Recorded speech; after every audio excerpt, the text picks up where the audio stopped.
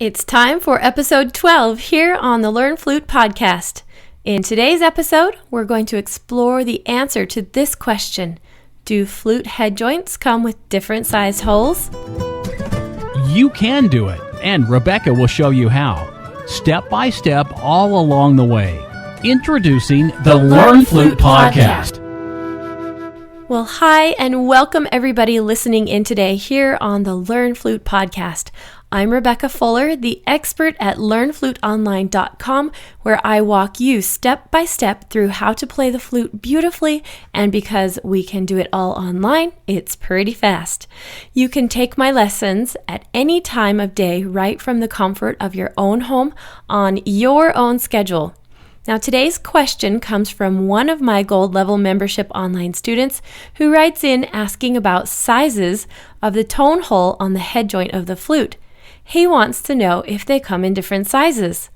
Now, first, let's clarify that this person is talking about the hole that you actually blow into on the lip plate of the head joint. And the answer is yes, actually, they do come in slightly different sizes and shape as well. Now, student model flutes are usually factory stamped out, so they don't really differentiate within brands, but from brand to brand and model to model, they generally always have their own signature size and shape for sure. Now, once you start getting into upper level flutes, meaning the advanced and professional line of instruments, I'd say that most of the tone holes will be stamped and then hand-shaped, filed, or even cut a little bit afterwards. Now, this gets into custom work where not all flutes are created or priced equally.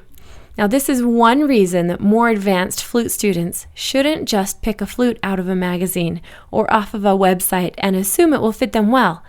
I always tell people that buying an upper level flute is like purchasing a pair of very, very tight-fitting jeans. You just really don't know which ones will fit right until you try a whole bunch of them on. Now, you always have to keep in mind that flutes are made of different materials.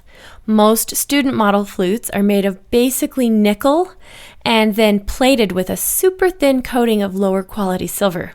The higher the level of flute, the higher quality the materials will be, meaning they'll have a lot more silver on them. Some flutes only have a solid silver head joint, while others will also include a solid silver body. Now, there's also a combination of silver and gold, or silver, nickel, and gold. They each do a different thing and kind of get a little bit of a different sound depending on the player. So pretty much you'll find a range when looking at different flutes and the brands. Let's go back to talking about the student model flutes where the size and shape of holes is a bit more consistent. I happen to really love the brands that have a little bit of a bigger, rounder hole, and I absolutely hate the ones that just seem small and kind of square. I understand here that this is definitely a matter of opinion, but since I've worked with hundreds and hundreds of flute learners, I kind of feel pretty validated in my opinion. Now, I'm not going to be giving any brand names or recommendations here on this podcast because I don't want to misrepresent any companies, nor do I have any sponsorship. So this is something, if you're interested in learning more about, then you should head yourself off to a credible music instrument store and study the shape, sizes, and brand names yourself. You can try them all. Now, of course, if you are a brand new beginner, these hints won't really apply to you because it doesn't really matter which flute you try. You probably won't be able to get a different sound at all out of any of the flutes because you only know what you know.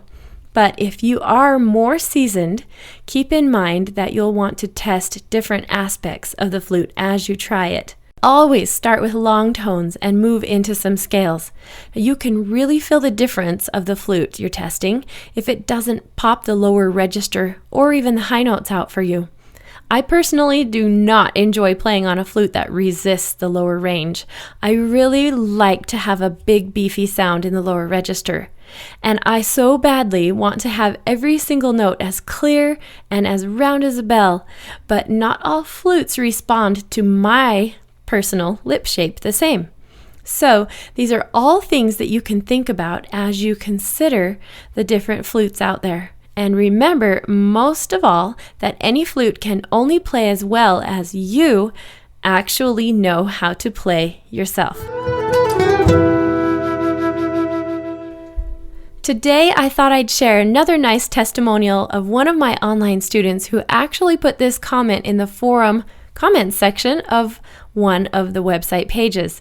This is from a nice guy named Thomas, and he says, "I'm so glad I ran across your site and chose to take up the flute. I'm having a blast, and I feel like my beginner band self 10 plus years ago, rediscovering my love and joy for music. You are awesome." Well, you're very welcome, and thank you so much for your comment, Thomas.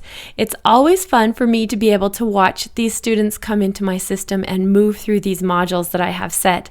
I've especially loved reading their comments and watching the videos that they post for us so that we can see their progression as well.